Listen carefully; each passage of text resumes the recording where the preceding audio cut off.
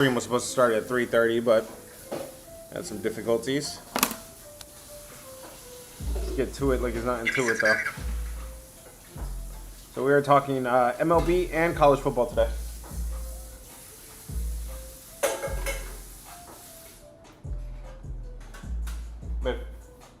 Babe, I'm live. I'm live. Look.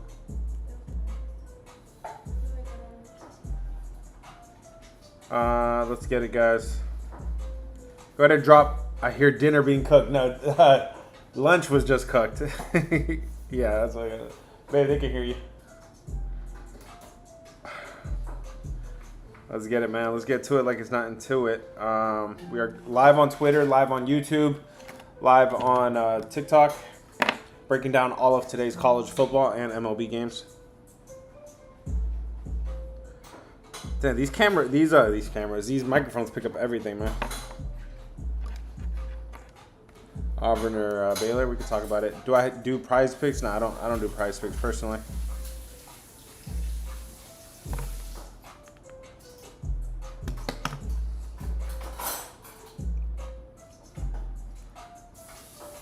All right, guys, let's get it, man. You guys want to talk with football? You guys want to start with football or start with baseball? I had all my notes prepared for college football, and I'm really pissed. I went to go eat lunch for a little bit. I came back, and it looks like there were some connectivity issues or whatever. My changes did not save, so I'm pretty blown about losing about an hour worth of research. But it is what it is, man. MLB. I'm warming up with the horse racing. Oh my God, you really got horses going in circles, man. Let's get it, guys. Hit the follow button if it's your first time here. Should have people joining up. Should have the usual crowd as usual. I'm cool with starting with baseball. Let's start with baseball then. What game was that? The Cards, right? Not the Cards. The Guardians. Let's pull it up here, and we're looking at the Guardians. Where are the Guardians? Cleveland versus Seattle. Looks like this line is moving in favor of Seattle. George Kirby is on one side. Logan Allen's on the other side. In terms of offense, it looks like you have a clear advantage here for the Seattle offense. Looks like they're kind of middle of the pack, but Cleveland is so bad. They're ice cold. In fact, they are like 30th across every single category.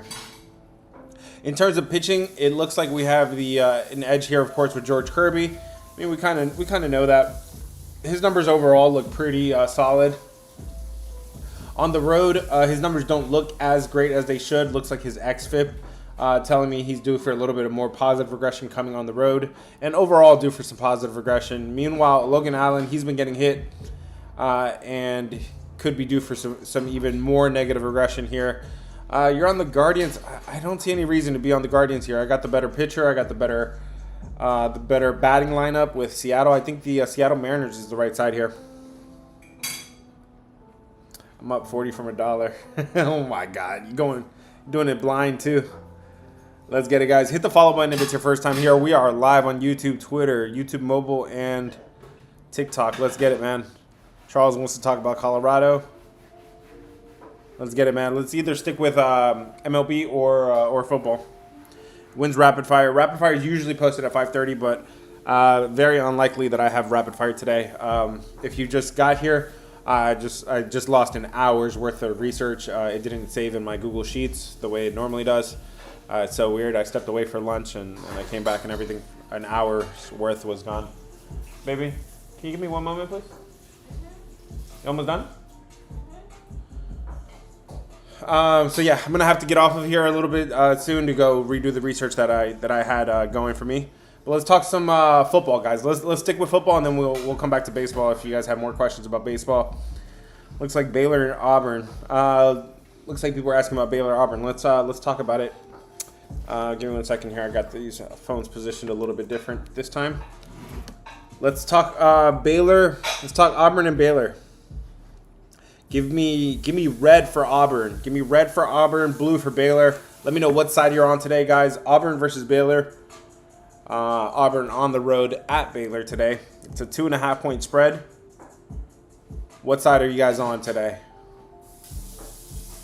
Let's talk about this one real quick. Auburn coming into this one. Auburn coming into this one is has a brand new quarterback here. Jackson Arnold is the redshirt sophomore is going to be the quarterback here of the Auburn Tigers. Last year, you're coming off of a year where the offense was pretty good. They had some tough breaks. They lost some close games. This year, the offensive line should be really strong. Arnold last year didn't play pretty good for a portion of the season, and then he lost his job. Ended up getting it back. So I kind of like the offensive play that we're getting out of Auburn. Again, we should start with these college football games, especially this early in the season. We should start with strength of schedule and conference. In terms of, this is SEC versus Big 12. So you got two of the elite conferences here. They both played a very similar strength of schedule last year. And in terms of offense to defense and defense to offense, yeah, it looks like, if this game was being played last year, it looks like maybe it really is as even as it gets. Auburn did struggle a little bit more on the road. They did play really good defense on the road, but their offense definitely struggled. And like I said, there's a new quarterback starting this year for Auburn. In terms of head coaching, I gotta give the edge here to Hugh Freeze. This is a head coach with a lot of experience. He has a 62% hit rate straight up across his experience in FBS. I think things are looking good here for Auburn this year. Again, strong O-line. Then they have Jackson Arnold coming from Oklahoma, where he played pretty good. He used his legs. And like I said, won his job back and played pretty good to end the year. On the flip side of that, Jackson Arnold will be facing the Baylor defense, which that pass defense was not good last year. And this year, they took several hits in terms of returning production. 5 of their 7 in the front 7 are gone now. So you got a defense there that has some holes to fill. On the other side of the ball, when Baylor has the ball, first 6 games were bad on offense. Last 6 games, they definitely improved in terms of last year, playing good on the back end of that. Everyone is back on offense, so you are going to get a very similar Baylor offense from a year ago. And then, yeah, Auburn lost some pieces, but you could always count on them to be a good defense. I don't have a really good pick for this game. Again, I had a lot of notes that were erased on this game. But by the looks of it,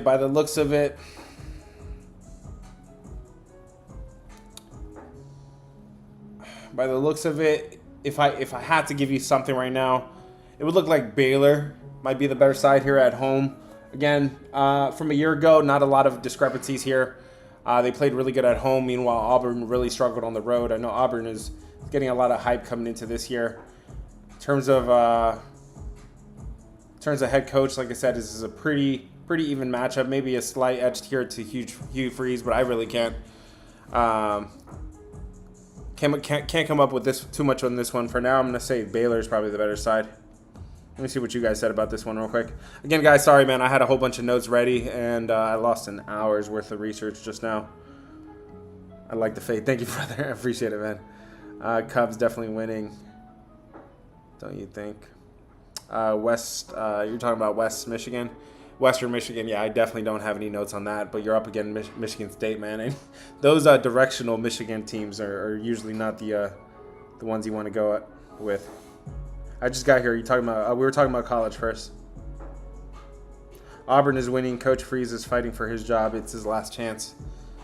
I mean, yeah. But usually what I say there is, if you're in a position where you have to win, you're not really good, right? You're not that good if you're in a position where you have to win, right? Because you put yourself in that position to begin with. Bro, the line just moved to even. Really? That's good information. Let me check on that real quick. Let me check the line movement here, because I wouldn't want that to get steamed too. I wouldn't want that to move drastically.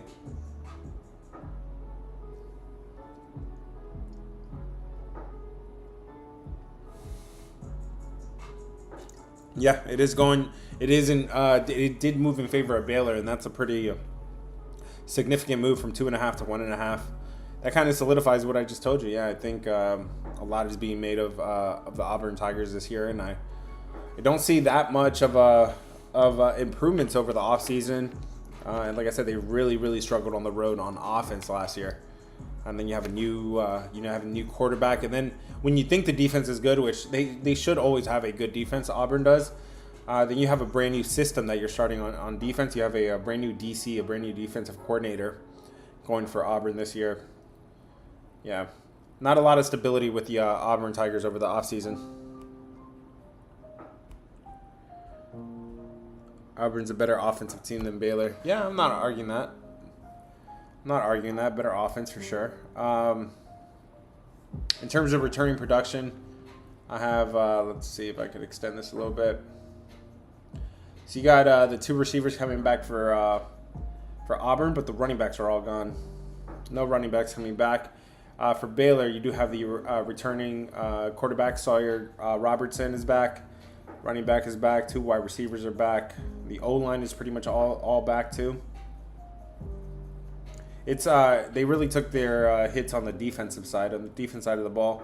They did lose some players, but again, they could make up with it. They could make up for that, I believe. I would still say the Baylor's the better side here. Again, I'm gonna have to get off of here soon to make up the notes that I lost, but that's what I'm thinking there, man. All 4 wide receivers on Auburn are NFL talent. All right, guys, what game y'all want to talk about next, man? Again, guys, apologies if I don't have all my notes ready today, but hit the follow button if it's your first time here. I stepped away for lunch, and then everything is gone now, so pretty pissed about that. Let's go, man. Double tap the screen if you have something for me. What game y'all want to talk about next? Dalton says you're lagging. Let me see, man. Let me check on my connection. Looks like things should be coming through okay. Let me know if it keeps up. What other game, guys? What other game y'all want to talk about? Colorado? All right, let's talk about Colorado. Georgia Tech versus Colorado. This is another good one. Let's talk about this one. Give me red. Red for Georgia Tech, blue for Colorado. What side are you guys on today? Red for Georgia Tech, blue for Colorado. Let's talk about this one. Georgia Tech can literally win the ACC. They're definitely competing as a top 5 team, I would say. That's what the projections are pointing to. Georgia Tech is a top 5 team. Colorado maybe expected to take a step back here. Let's get it, man. Hit the follow button if it's your first time here. If you guys want to join the Discord, link is in bio. Yesterday went pretty good for the Discord. It was a great day. We hit our most confident play, which was Cincinnati +7. Easy money there, man. Didn't really have too much to worry about. I know it required a late drive there by Sorsby, but I had a good feeling about that one, man. That was also one of my top plays that I gave for free. If you're not getting my free plays, they're in the Discord. Link is in bio. Yesterday was Cincinnati, and we are 4-1 so far in the college football season. We're gonna keep this thing going. Let's talk about Georgia Tech versus Colorado. We have to start in terms of conference. We're talking about ACC with Georgia Tech. We're talking about Big 12 with Colorado. That points to a strength of schedule that is pretty even, so we can really take the numbers as we see them here. In terms of the 2 metrics that I told you guys yesterday, if you're not following along with OFEI and DFEI, these are metrics that eliminate garbage time, and they adjust for opponents and stuff. In terms of OFEI, both of these teams really similar a year ago. In terms of DFEI, Colorado definitely looks like they had an edge there in terms of the defensive rankings. Okay, so over the offseason, in terms of coaching changes, we have brand new defensive coordinators for both of these teams. So brand new systems there coming on defense. In terms of quarterback, you have Haynes Kane. Haynes Kane's returning here for Georgia Tech. We saw him a year ago when he was healthy. Those games were good. There was about 8 games where Haynes Kane was healthy. The other 4 games when he wasn't healthy or he wasn't available, definitely not as good. In terms of overall returning production, Georgia Tech has their guys back. Most of the offense is back, and they might have got better at wide receiver as well. Georgia Tech's offense against Colorado's defense, they played pretty good a year ago. Definitely made some improvements. But this is a brand new front 7. 4 out of their 5 guys on the defensive line are gone. The secondary is new. That secondary, you have Hunter that's now in the NFL. Sanders is now in the NFL. You got three different guys that are now in the NFL, and they're going to have to replace that kind of talent. So that is a serious disadvantage there for Colorado. In terms of the other way around, when it's Colorado's offense against Georgia Tech's defense, you have a Colorado offense that a year ago they didn't even try to run the ball. In terms of run frequency, they were ranked 132nd in the country. They didn't even try to run the ball. They had no success when they actually did it. This year, it seems like this offensive line is built different. It looks like it's meant to have more of a running attempt, rushing attack here for Colorado. So they should be expecting to run the ball a little bit more, be a little bit more balanced. You have a new quarterback coming in who is not, Sanders. He's probably not going to throw the ball around all the way. They got the transfer from Liberty, Caden Salter. Am I saying that right? Yeah, Salter. He's making a start here for Colorado. And yeah, he's actually pretty serviceable, pretty athletic guy. Salter is, and again with a offense that's built really good, really strong at the offensive line. Should be able to run the ball better. Maybe a little bit of upside here for Colorado going into this year.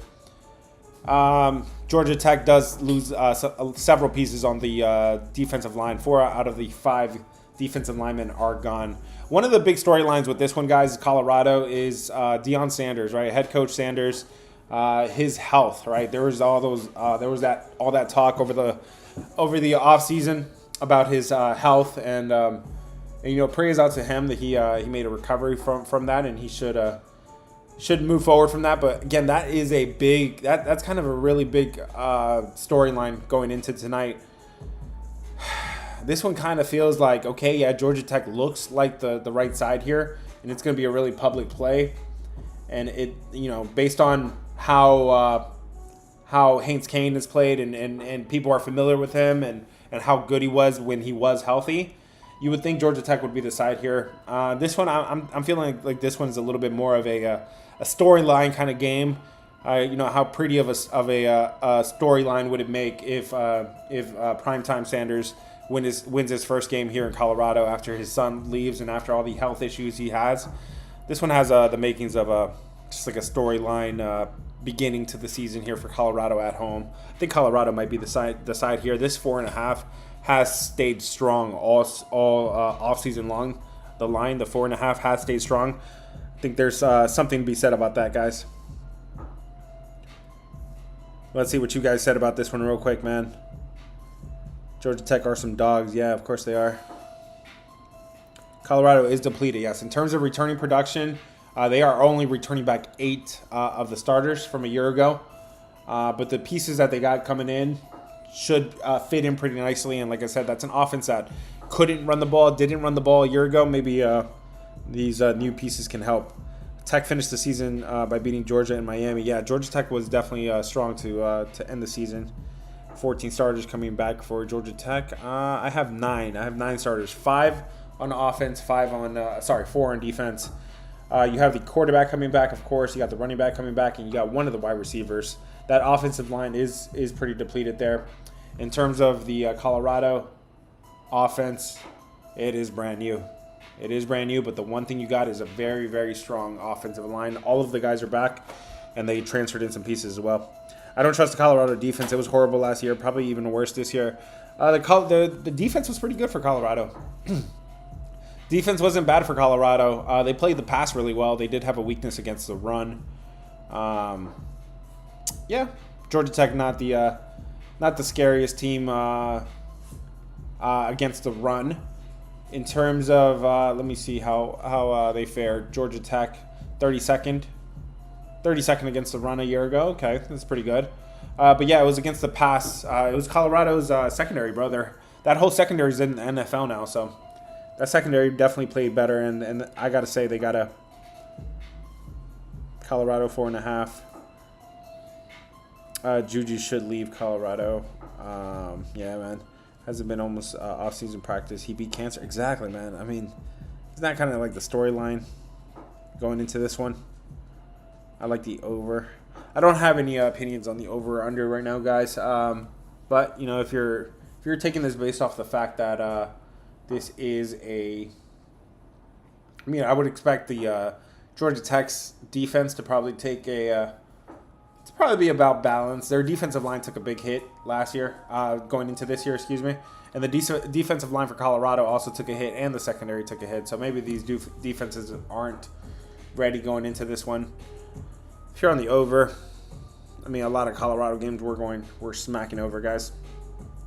All right, man. We talked about the two premier games for college football, and I really had to do a lot of that off the top of the dome here.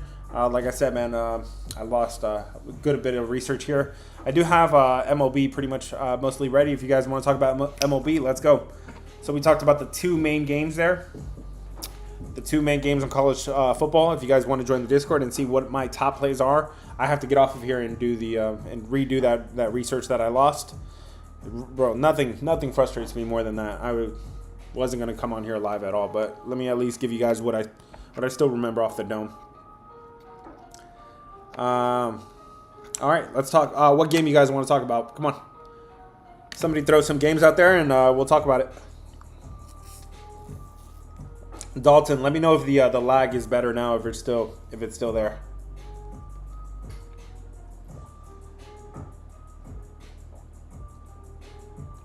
Okay, I'm seeing Brewers, I'm seeing Rays, I'm seeing Padres, I'm seeing Reds. Kyle for 50 home run. Y'all were here yesterday when I called. I was asked for a daily dinger. I was asked for somebody to hit a home run. I said Kyle Schwarber. Did I not? And then I remember there was a jerk. He was like, yo, he doesn't know. This guy doesn't know off the top of his head. I'm like, it has to be Kyle Schwarber. This man went and hit 4 home runs. That was crazy. That's the second time that's happened. I don't do a lot of daily dingers. But earlier in the season, it was Pete Alonso. He hit 2 home runs. I hope those of you that were here do remember that. And if you guys locked it in, congrats. Dude, if you could get 2 home runs on a single day, that's crazy. This man hit 4 home runs as my daily dinger yesterday. Giants, Red Sox. What's my favorite play? One of my top plays drops in the Discord every single day. And should be good. Reds. Okay, I'm seeing just a whole lot of mixed. Let's start here. Let's start with the Padres game real quick. Let's go San Diego versus Minnesota. We're putting up a poll for this one. Give me blue. Blue for the Twins, red for the Padres. What side are you guys on today? Let's go blue. Blue for the Twins, red for the Padres. Okay, red for the Padres, blue for the Twins. This is Nestor Cortez going for the Padres. It is Zebby Matthews on the other side for Minnesota. What side are you guys on today? If you guys are interested in my top plays, I think we're at the perfect spot of the season where now my focus is going to be NFL going forward. Sorry, NFL and college going forward. And with baseball, we could just pick our spots, man. We could pick our spots carefully. That usually means good things for the Discord. If you guys want to join, it's $20. That is the off-season rate. It does end in 3 days. My rate does change. I just can't have too much. The demand goes way too high during football season. I can't have everybody in at the same price. So let's talk about red for the Padres, blue for the Minnesota Twins. This is Nestor Cortez against Zebby Matthews. This line is moving in favor of the Padres. Both of them are coming off of a loss. Both of them are coming off of a day off, so they did have some rest here. That could bode well for Padres. You guys know the bullpen for the Padres is elite. I've been telling you guys. They've been shut out pretty much every single game. They've been shutting out pretty much every single game since the All-Star break. So that a day off can really help those arms in the bullpen. In terms of offense, this is a pretty even matchup. I'm really not seeing many edges here. There's an edge here for the Padres against righties. They are 6th against righties. Minnesota is 24th against lefties. So there's something good there for the Padres offense. In terms of starting pitching, Nestor Cortez looks like he's pitching a little bit better here lately, but he still gets rocked on the road. His road numbers are really terrible, and he's been getting away with some good luck lately. His LOB, his left on base, is 100% in the last 14 days, 94% in the last 30 days. That is dangerous. That is dangerous to be walking around with 100% LOB. That does not mean necessarily you're clutch. It really, the first thing it means is you can't keep getting away with it. So this looks like an edge here for Zebby Matthews at home, but you have a a serious bullpen edge with the Padres. This line is moving in favor of the Padres. You got the Padres after a loss as well. Not just a day off, but you also have them after a loss. I don't trust Minnesota right now. Minnesota's not going to see any of my hard-earned bread. I think this is Padres. I don't love it, though. Nestor Cortez is not a pitcher that I trust, but I think this would be Padres for me. Let me see what you guys said about this one. Looks like you guys agree it's Padres as well. Let me see what else you guys said about this. Abel, thank you for the roses, man. I appreciate it. What else? So either drop whatever information you have on this game, guys, or drop the next game. Whatever it's the next game we got to talk about. Nobody else had anything for Phillies and Twins. All right, we can move on. Not Phillies, Padres and Twins. All right, Phillies is coming up a lot. Let's talk about the Philadelphia Phillies today. It is Philadelphia against the Braves. Let's stick with red for the road team. It'll be red for the Braves, blue for the Phillies. What side are you guys on today? Red for the Braves, just tap the emoji. You don't have to search it or anything. Let me switch this back to my normal side, man. There you go. I feel a little bit better. Red for the Braves, blue for the Phillies. It is Bryce Elder going up against Ranger Suarez. This line does look like it's moving in favor of Atlanta. Atlanta coming off of a butt whooping. They got their butts whooped 19 yesterday. That's pretty bad. That's pretty bad. Again, a good chunk of that was my fault. That I called Kyle Schwarber to be the home run play of the day last night, man. That was up against my Braves. The Braves was the only L I took yesterday.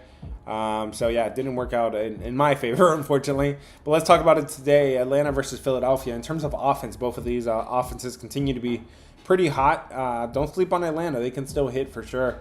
In terms of bullpen, both of these bullpens do suck. I'm looking at the starting pitching matchup here, and I know Bryce Elder gets a lot of hate, but his numbers look pretty solid. Looks like his ERA is super bad, super inflated, but his overall numbers look pretty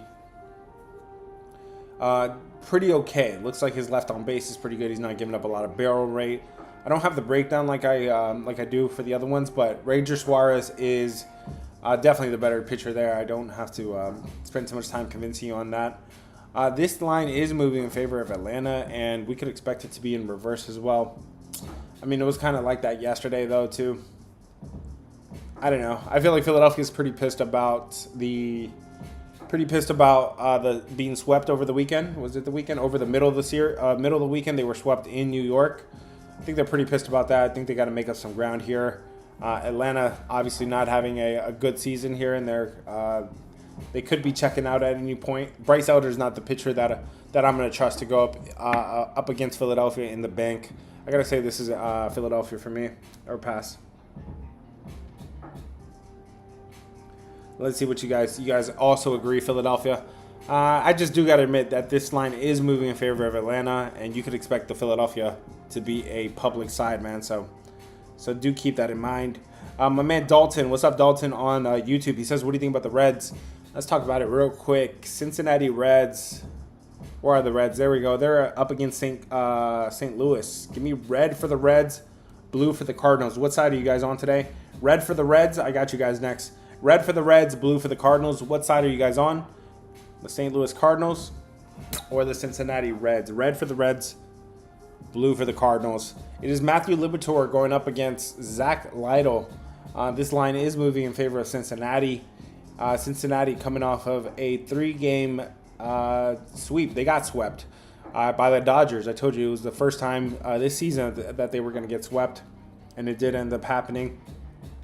They were just outmatched in that whole series, and I told you guys from the beginning, the Dodgers just they are sick and tired of being mediocre. So that's why they just didn't match up well. Here we go. They match up a little bit better with the Cardinals. In fact, they match up almost perfectly in terms of offense. Both of these offenses are pretty cold. Pretty cold offenses here. Bullpen's pretty even. In terms of starting pitching, Zach Lytle at home, pretty good numbers. 7 runs over 28 innings. Overall, he does get hit a little bit more on the road, but at home his numbers are pretty good. Matthew Liberatore, I mean, he's been pretty bad this whole season. He's been pretty bad on the road lately. 12 runs over 22 innings. He does have to play a lot of starts, a lot of games at home. This is a similar situation where Philadelphia is coming off of a series where they just got swept. Cincinnati is also coming off of a series where they just got swept. I think they could be pretty pissed here. And they do have a day off. St. Louis did not have a day off. They're traveling from St. Louis over to Cincinnati with 0 days rest. I gotta say Cincinnati is the better side here. I know the offense is pretty cold, but you do have a serious pitching edge here. And like I said, I would expect them to be pretty pissed after the sweep that they took to the Butts. Let's see. A lot of people want to talk about the Brewers.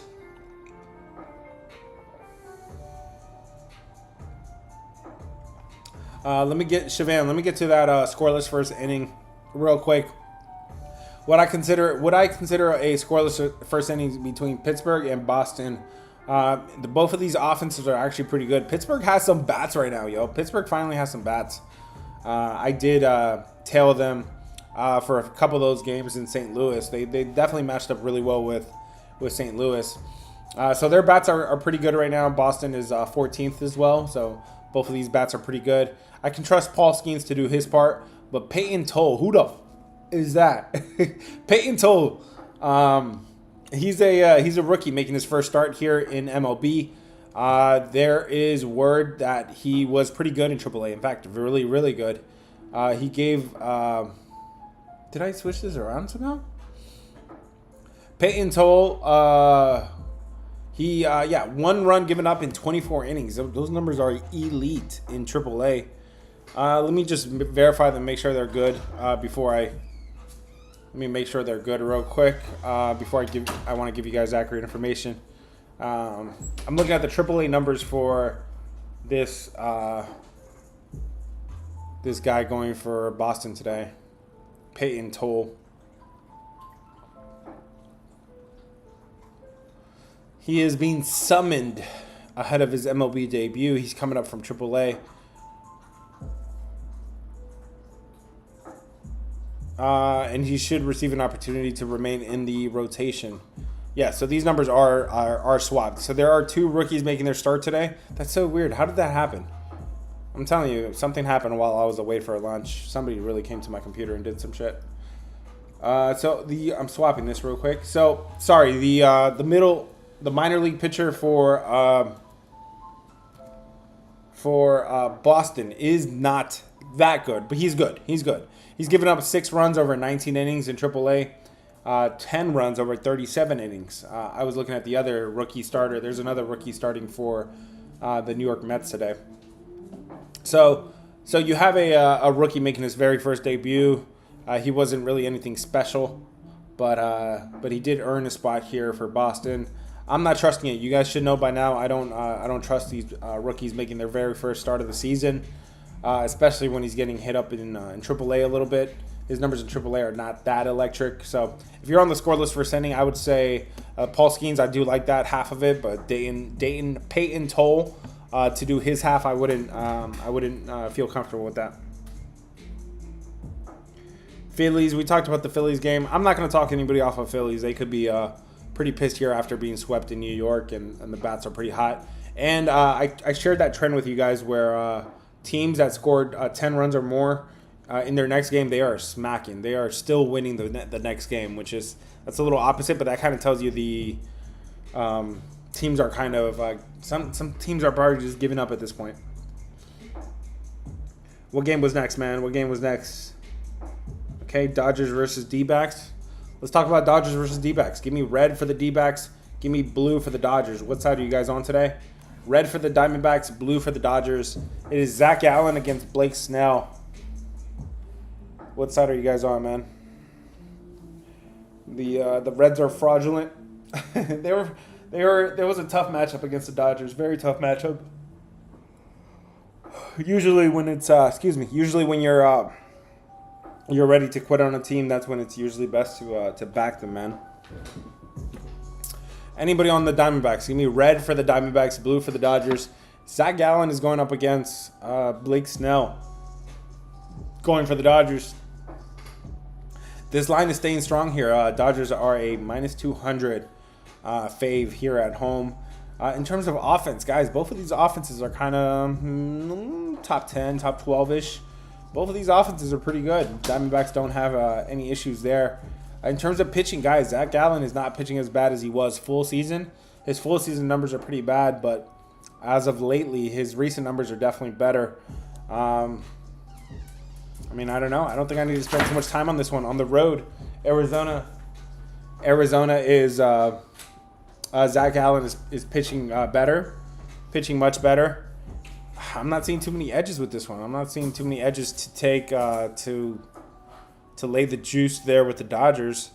And like I said, that minus 200 is kind of staying too strong with 68% of the public on the Dodgers. I had to say Arizona's the right side here. It would be the Diamondbacks versus the Dodgers today. Let me see what you guys said. Yeah, everybody's on the Dodgers. I know the Dodgers look good, but that was against a really cold Reds lineup. Don't overreact to what you just saw. Arizona is hitting right now. They're winning some games too. Both of these teams have won six games. Excuse me, they've won 6 games out of the last 10. Gallen is still ass. I mean, the numbers don't lie, man. I'm looking over the last 14 days, over the last 30 days. Numbers look pretty solid. I don't have the full breakdown, so I'm gonna get off of here and do the full breakdown like I normally would.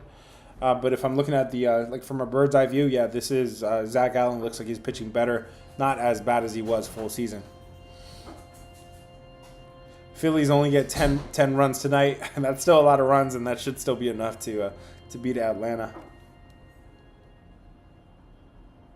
Okay, you guys want to talk about Toronto? Let's talk about the Blue Jays. Where's Toronto? Toronto is against the Brewers today. That's a good one. Yeah, people were asking about that one. Give me blue for the Blue Jays. Give me red for the Brewers. What side are you guys on today? Blue for the Blue Jays. Red for the Brewers.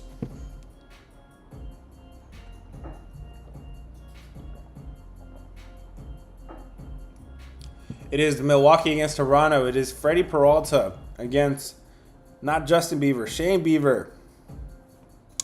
This line looks like it's moving in favor of the Brewers, but the action is pretty split on this one. In terms of offense, both of these offenses are hot. I know Milwaukee was starting to dip a little bit. They're not as hot as they were before, but still pretty good. In terms of bullpen, you do have an edge here for the Milwaukee bullpen, so we'll keep that in mind. This is a small sample size here with Shane Bieber. He only pitched 6 innings in his last start, so we'll keep that in mind. It is Shane Bieber. Pitched pretty good though. He pitched pretty good in that one game. On the other side, Freddie Peralta. We can count on him full season. He's pitching pretty pitching pretty good, very good. A 2.68 ERA. Over the last 14 days, over the last 30 days, pitching well over his last 5 starts as well. He's given up a lot of walks. His BB percentage is pretty high. But still, you can kind of trust Milwaukee here in terms of Freddie Peralta to do his part. This line has moved a little bit in favor of the Brewers. I'm not seeing any edges here. I'm not seeing many edges here to take Toronto with the juice. If anything, Toronto has been a little bit fraudulent lately, man. They struggled with Minnesota. Milwaukee did kind of struggle a little bit with Arizona, but Arizona has not given up. If anything, I could easily say Arizona is a better team right now than Minnesota.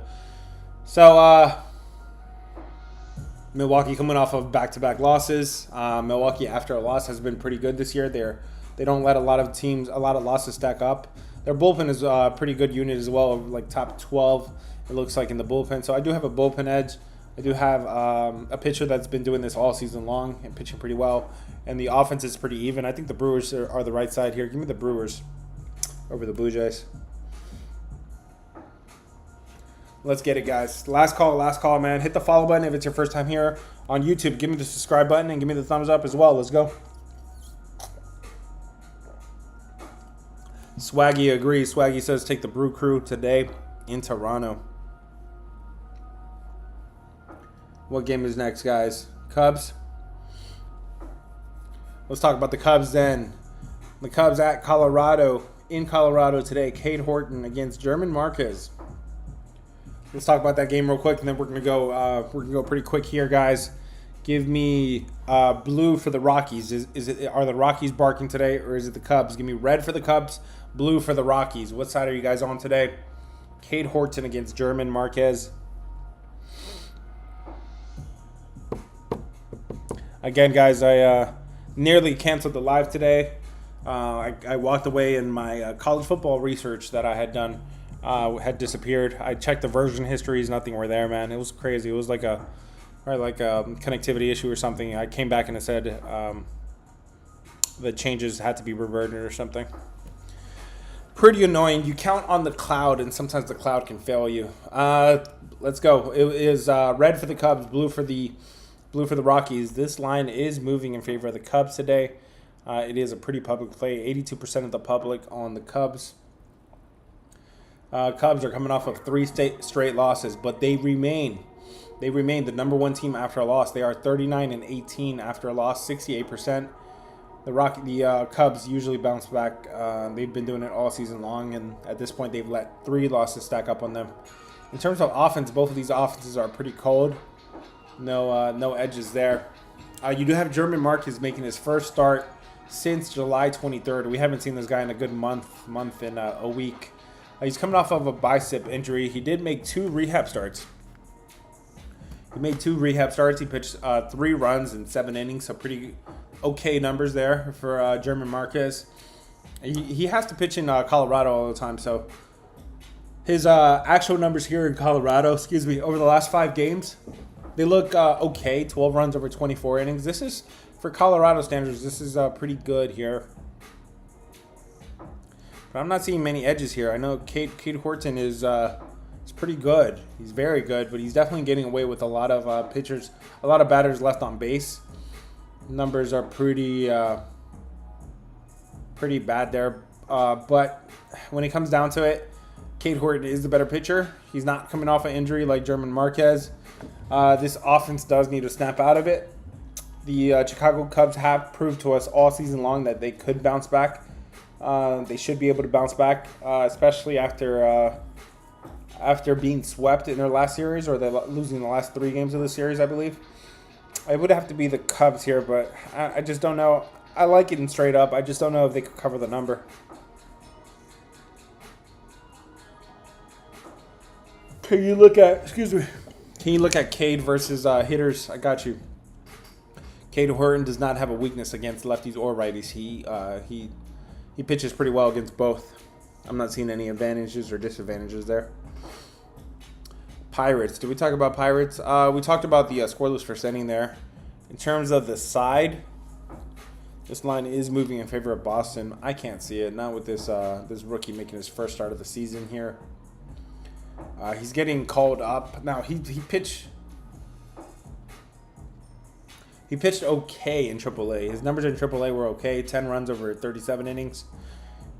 He did go up through single A, double A, and up to AAA down in the minor leagues. So there are high expectations for him, but I'm not trusting it. I think Pittsburgh is smacking a little bit better right now. You got Paul Skeens on the other side. He usually does not get any run support. I'm not seeing it. I think Pittsburgh is the right side here, but this price is really sketchy. You got Pittsburgh as a dog with the better bats and the better pitcher. It's very sketchy here. The market is coming out here and telling me that this rookie comes out here and pitches very well. It's not going to see my bread, but don't be surprised if Boston comes out here and deals. Lansing wants to talk about the Athletics. Let's get it, man. I don't think Bieber's going to have the same results as his last time. Yeah, usually you kind of want to fade what you just saw, man. What you just saw. Guys, hit the follow button if it's your first time here. If you guys want to join the Discord, link is in bio. We are off and running with college football, man. We've already hit 4 out of our first 5. So 4 out of 5, 4-1. And yeah, 68% on the entire season last year. I told you all off season, man. We don't play any games this season. We are really out here trying to pay the bills. Got a Tesla parked out there that needs to get paid, man. The bookies are paying it, guys. If you guys want to join the Discord and take this football season that serious, consider joining. You can still get my off-season rate. It's $20, man. $20 right now. That rate does go up a little bit just because the demand goes up. during football season. So get in there before the off-season rate changes August 31st. What game are we talking about next? Athletics. Let's talk about Rangers and Athletics. Give me red for the Rangers. Red for the Rangers, blue for the Athletics. What side are you guys on? Texas Rangers. Red for the Rangers or blue for the Athletics? It is Jack Leiter. Excuse me. Damn, what's got me yawning today, man? Probably just pissed that I lost that information. Jack Leiter is going for Rangers. Jeffrey Springs is going for the Athletics. This line has moved big time in favor of the Athletics. Let's see if we could justify it. In terms of offense, both of these offenses are pretty hot right now. Texas has some bats, yo. All season long, they didn't have any bats, but they definitely do right now. The Athletics do have a very good bullpen, so we got to keep that in mind. In terms of pitching, yeah, Jack Leiter is going to be the better pitcher here. His expected numbers are pretty good. His actual numbers are just as good. And yeah, Jeffrey Springs has not been a pitcher that you could really trust. At home, he does get hit a little bit. Jack Leiter does get hit on the road, but not as much as Springs gets hit at home. Texas is coming off of a 20-piece. They scored 20 runs against the Angels. That was good for us. We were on the Rangers in that last game. Can I justify this minus 145 with the Athletics? I don't think I can. I can't. I think I have the better bats. I have similar bats with Texas. I think I have a slightly better pitcher. The number is a little bit inflated here. It has been inflated from the minus 130. It opened up minus 130 for the Athletics. It's up to minus 145. I can't justify it. I gotta say this is a spot for the Athletics here. Not the Athletics, the Rangers. I would just take the plus price or the plus run with the Rangers.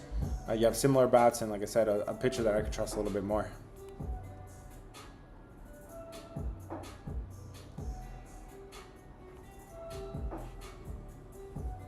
Matt from the Bodega, thank you for the gift, brother. Appreciate it, man. Guys, hit the follow button if it's your first time here. Last call. Let's go. Do I do NHL, bro? I'm pretty limited with NHL. I do pick my spots really carefully, but the Discord does have NHL guys. But I am deep into college football right now and trying to switch from baseball mode to college football. So yeah, definitely hockey not my strong suit right now, man. But we do got guys in the Discord that can definitely fire it up on the ice, man. Let's get it.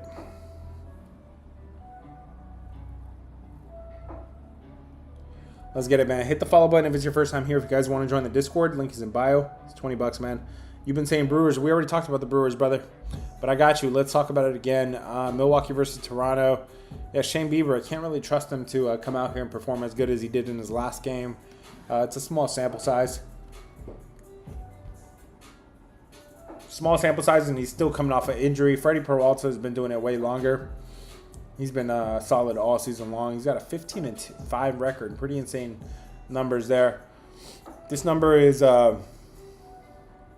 weird. I will say it's definitely weird. But the line has been started to move in favor of the Brewers. I think the right side is the Brewers.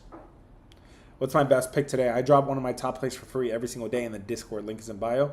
I give you one of my top plays. Obviously, it's going to be one of my top most confident plays. Yesterday was Cincinnati plus the points. +7, easy money. Again, baseball wasn't treating us well, so college football showed up, and I already gave you guys a winner on college football in the free play. So link is in bio if you guys want to join up. It'll be a good time, man. Because, like I said, from there, if you want to subscribe, it is $20. Consider joining. That is the off-season rate. The off-season rate does change August 31st. That boy wants to talk about college football. We covered the two main games, Auburn versus Baylor, and the Colorado game as well. What's the college free play? Again, that'll be dropping in the Discord. I think I have to go with college again, man. Baseball was treating us dirty, so college football is here, and that's my bread and butter, man. If you guys want to join up for college football season, we were pretty good last year. Very good. 68% on the entire season last year. 68%. And honestly, I don't feel like I was that well versed at college football. This year, I'm actually staying up late night, studying up on the players, on the coaches, and I'm getting more familiar with it. So yeah, if you guys want to join up, link is in bio. Rays and Nats. Would you go over or under on the Rays and Nats game? This line is not moving. The National Ballpark is good for overs usually. These pitchers, yeah, they can't be trusted. Mitchell Parker's so bad. His numbers over the last 5 games, 28 runs over 28 innings. Just as bad at home. And then to top it off, Mitchell Parker's coming off of a season high 103 pitches. He's usually only good for like 85 pitches. He's coming off of 103 pitches thrown, and yeah, he was pretty bad. I would expect him to be worse off of a season high like that. Hauser's definitely hittable as well. If you're on the over in Nationals Park, I'm not talking off of it. Last call, guys. Last call. I'll trust you with my life. I'm gonna put my last on whatever. Hey, brother, play by the unit, play by the U's, right? You got a bankroll. You got to manage your bankroll, especially this time of the year, man. If you want to take this seriously and actually pay some bills, we are in the season where I want this week to week to week to be profitable every single week. Week 0 was already a good one. Week 1 is off to a good start. College football, and yeah, the mission. There's one mission. I want to withdraw every single weekend, right? Sunday night, Monday morning, I want to be withdrawing. I want to pay these bills, man. If you guys want to join up for that, again, NFL and college football season treats us really well. Link is in bio. Royals versus Detroit. I got you, brother. My bad. You've been asking about the Royals. Kansas City versus Detroit. Let's put up a poll on this one real quick. Give me red. Red for the Tigers, blue for the Royals. What side are you guys on today? Red for the Tigers, blue for the Royals. Guys on YouTube, there are 2 streams. This is a YouTube mobile stream, and then I have my screen share. You guys can head to my profile and see my screen share going on there. But feel free to stick around here too if you want. Just give me the subscribe button and give me the thumbs up too before you go. We are talking Royals and Tigers. Tigers and Royals here. Blue, red for the Tigers, blue for the Royals. Chris Paddock is on one side. Seth Lugo's on the other side. This line is moving in favor of nobody. This line really hasn't moved. Tigers are a big public darling today, of course. They are coming off of a being swept, man. They got swept in the Athletics game. Guys, that series, trust me, I don't even feel like that was such a great call. I thought it was so obvious. The Athletics, I called the Athletics every single game of that series. So I practically called the Tigers to get swept in the Athletics. They just didn't match up well with the Athletics, and they got some bats. So they're coming off of a sweep, being swept, right? They've lost 4 games in a row now. And now they're playing the Kansas City Royals, who have won 2 games in a row. But one thing does serve the Detroit Tigers very well is that they are really good after a day off. 11-2. I've been saying this all season long. When they get a day off, they use it wisely. They're looking at tape. They're looking at film. They're getting rested. Their arms are getting better on the bullpen. In the bullpen. In terms of today, though, let's look at the offense. Both of these offenses are coming into this one pretty good. Both of them pretty good. One number that's really continuing to stick out to me here is the Tigers on the road. They are the 28th ranked offense over the last 30 days on the road. So one of the worst offenses on the road. In terms of starting pitching, this looks like a even bad matchup here. I'm not in love with either one of these pitchers. This looks like a pretty even matchup in terms of both of them. Pretty much suck right now. This line looks like it's starting to move in favor of Detroit. It's finally starting to respect what's coming in Detroit, and I think that's the right side here. I think Tigers are the right side. Give me the Tigers today in Kansas City.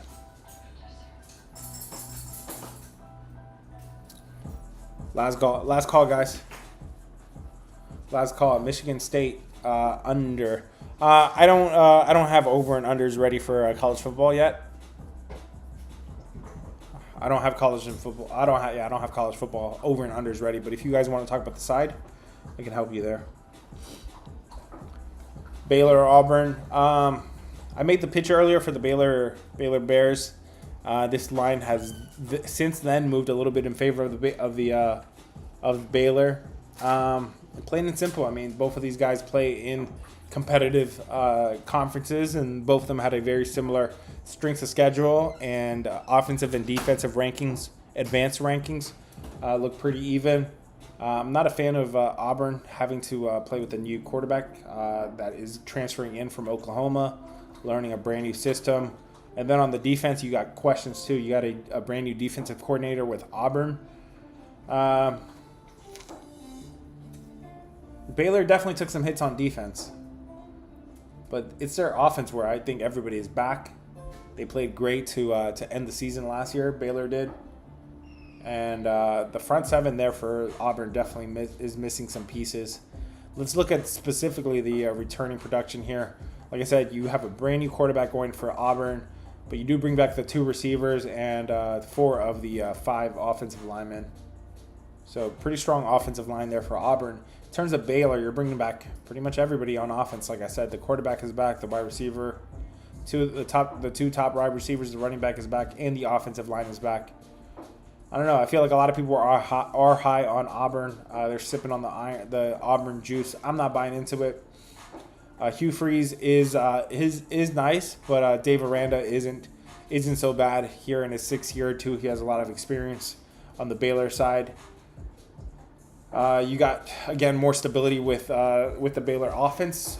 Sawyer Robertson returning here at quarterback. He is the redshirt senior for Baylor. So way more stability here with Baylor. I think the right side to be on is Baylor at the moment. The Auburn trenches will win the game, absolutely. They could definitely win the game, especially having returned everybody, literally everybody. I think everybody except one person on the offensive line is back, so they'll be able to win that matchup there. Both of these defenses are depleted. Both of the defenses are only bringing back 5 players. So the same questions that you had about the Baylor defense, the same could be had about Auburn. Definitely missing some pieces there. Why is Georgia Tech only a 3-point fave? It should be minus 13. Exactly. Exactly. I think that number, the way that number is set and the way it has stayed still this whole summer, literally this is the whole summer it stayed still. Colorado should not be competing this year in the Big 12. Georgia Tech should be competing in the ACC. It brings a lot of questions. This is one where I say, okay, you have a new quarterback here with Colorado. Caden Salter is the Caden Salter era has begun in Colorado after Sanders has left, but I think he has shown us from his days in where was he at Liberty, and from his days in Liberty, he could show us he could be serviceable. He could be athletic. The offensive line is elite, and you might get some running attack there from Colorado. This one, I feel like this one has more of the storyline beginning to the season after Deion Sanders, head coach Sanders, went through what he went through over the offseason with cancer. This has the makings of a storytelling kind of a game here in Colorado on a Friday night. That place is going to be rocking, and there's a lot of high expectations with Georgia Tech. I'm not buying into it. I think Colorado is the right side there.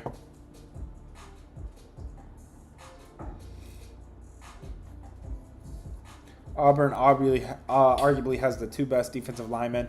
Auburn always puts together a really good team, man. Always. You can almost count on them to always put together a top 25 defense. Their defense is pretty good.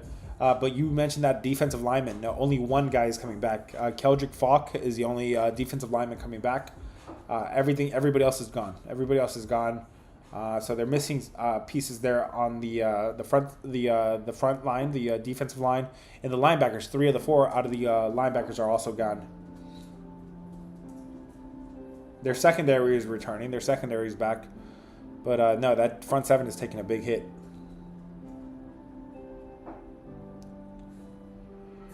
All right, guys, if you have any follow-up questions, go drop it in my recent video. I will respond before game time. Okay, I'll respond to everybody. Apologies if I didn't bring my best this time.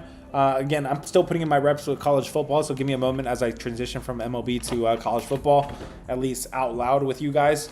And then to top it off, I was literally about to start the stream today at 3:30, and then I noticed my notes were missing. I lost a good hour and a half worth of notes. So I got to go redo all those notes, and I got to get ready for tonight's card.